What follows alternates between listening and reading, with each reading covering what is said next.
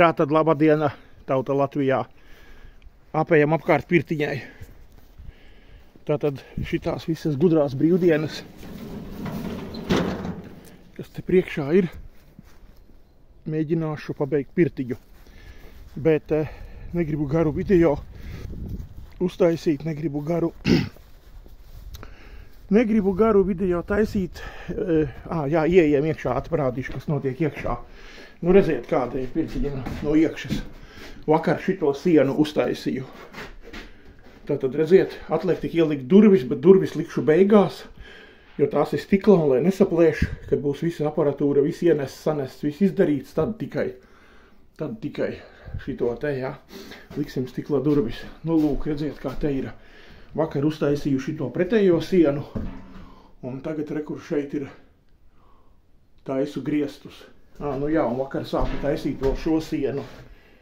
Jā, redziet, kā sāku taisīt šo sienu. Un, vakar aiztaisīju arī ciet šo visu, redziet, šitā visa sieniņa, te vēl viens dēlītis trūks, reku augšā aiztaisīju ciet, jā. Nu, vot, reku katls, apkures. Bet ātrais tāds video jums jau, tauta Latvijā. Nu, ko es esmu ievērojis, ātri pasūdzēšos. Skatos, kad atrakstījušies ir 90 cilvēki no kanāla. Jā, un skatījumi ir nokrituši pa baigiem tūkstošiem. Nu, redziet, kā ir, vai ne? Jums jau, kā es teicu, krievalodīgie vai latviešu valodīgie, jums jau ir tā, kad hlieba iz relišķa, vai kā tur daļķa narodu, ja? Nu, saprotiet.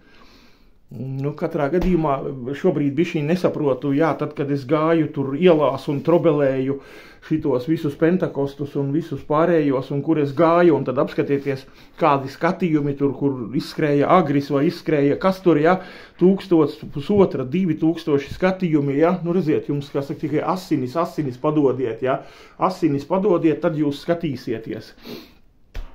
Vai ne, tā kā es tā lēnām skatos un testēju, ko tad tauta grib, vai ne, tautai ir pilnīgi pie kājas tur. Visas garīgās lietas un vēl kādas lietas, vai ne, bet jums jau iedod tik kaut kādu sensāciju, tāpēc, nu, varu jums iedot vienu sensāciju, tauta Latvijā. Atradu vienu krievu tautības meiteni, YouTuberi arī tur, jā, blogeri, jā, krievu tautības meiteni, un skatījos tur tos viņas video, viņa ir nopirkusi vienā Eiropas, nosauksim, valstī, tur, laikam, īpašumu māju, un nopirkusi, un tad tur, nezinu, remontē, un renovē un rāda, kā tur ir tā visa dzīvošana un visu un tā. Un var sakot, nu viņa tur viena cīnās. Nu lūk. Skatījos es tos video kādu laiku, bet beigās vakar saņēmos un iegāju viņas kanāla tajā tur aprakstā vai kā, ja, beigās, kur ir kanāla visas šitās lietas, un atradu viņas e-pastiņu un uzrakstīju viņai, kad varu aizbraukt, aizlidot uz kādām pāris nedēļām, veltīt. Nu jā, vēl gribēju teikt, ka viņa tur bija piesaistījusi brīvprātīgos no kaut kādām tur arī valstīm, neatceros. Tur mazliet, pēc tam atradu viņas Instagramu, ielīdu Instagramā, un protams, tur kā jau krievu tautības meitenē, viņai ir tas Telegram kanāls, bet es tur nav man telegrams, bet man Instagramā bija kaut kur veca aplikācija, uzinstalēju, paložņāju, paskatījos, izpētīju. Nu, vot, un jā, kaut kādi brīvprātīgie bijuši un tā palīdzējuši kaut ko celt, būvēt, bet pati ņēmusies meitenē, tur, nezinu, reģipsi un špahtelēt un slīpēt un ko tur viss, tā kā nopirkusē ir māju. Tajā vienā valstī, Eiropas, pagaidām neteikšu kurā, lūk, vot.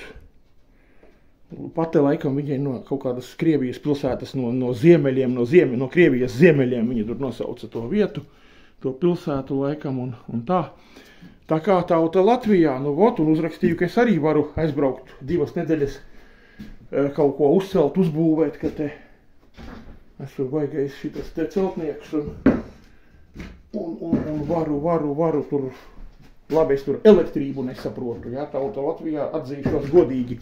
Elektrību nesaprotu, bet vairāk vai mazāk kaut kādas pārējās lietas, celtniecībā īpaši no koka. It īpaši no koka es varu māku, kā jūs redziet, un esmu gāzbetona blokus mūrējis un vapšiem daudz ko. Nezinu, aizrakstīju tad finālā video, lai būtu īsi, aizrakstīju meitenei. Pagaidām nekādas atskaņas nav. Es iedevu savu mobiļņiku, lai man zvana WhatsAppā. Kad visu aprunāsim, izrunāsim, ja, iedevu, bet, nezinu, cilvēki, es saprotu šobrīd, visādi krāpnieki tur uzdarbojās, arī, protams, pasaka, nāciet runāt WhatsAppā, un tad tev tur sāk mānīt ārā kartes datus un ko. Nezinu, vai meitene nobijusies, vai to, vai šo, vai kādi citi iemesli man nezināmi, ja. Pagaidām atbilde nav. Vakar tik uzrakstīju, piedāvāju, piedāvāju to, ka 2 nedēļiņas varētu, es tā padomāju, kad, lidot uz otru Eiropas galu projām, tur, nezinu, nedēļa. Nezinu, es uzrakstīju, ka varu 2 nedēļas brīvprātīgi. To es doma tāda, ka meitenei ir jādod materiāli man, ja, ko viņi tur grib būvēt, darīt, pārbūvēt, pārtaisīt, un es daru to darbu, ja, bet ar materiāliem meitene mani apgādā un viss tā kā, viņa viena pati skatos, nav ne vīrs, ne bērni, ja, ir viena pati meitene un cīnās mocās ar veselu lielu māju, aizmirsu to kvadratūru. Jā, lūk, kaut kādu vēl meitenei tur, es sapratu, bija doma kaut kādu mošku uztaisīt vai kafejnīcu vai kaut kādas lietas tur pa visādiem tādiem biznesa nākotnes plāniem. Tā kā man kādreiz neatceros, vai viņi neteica, ka tur ir kaut kādas dzīvnieciņas, vistiņas vai kaut ko tur grib nelielu sitot te sev uztaisīt, jo viņi tur pietiekoši lielu to māju nopirkusi, bija, nezinu, 200 kvadrātmetri, 300 tāda kaut kāda, bet, jārenovē, ja, vot, un to, laikam, to dzīvošanas atļauju tajā valstī viņi ir nokārtojusi un dabūjusi un visu, un tā kā ir man pieredze par visiem šitiem te, aitas, jēri, cūkas, lielopi, buļļi, viss man ir bijis, visu zinu, visu māku. Vajag kafejužņiku meitenei atvērt, atvērsim. Tā kā šobrīd es tik tā, padalos ar jums, lai atkal būtu sensācija, lai atkal būtu prasmotri. Vot, kad Andris piesējies vienai tādai gados, nemāku gadus noteikti, bet saprotu, ka meitenei, 30 gadiem pāri vajadzētu būt pēc visa.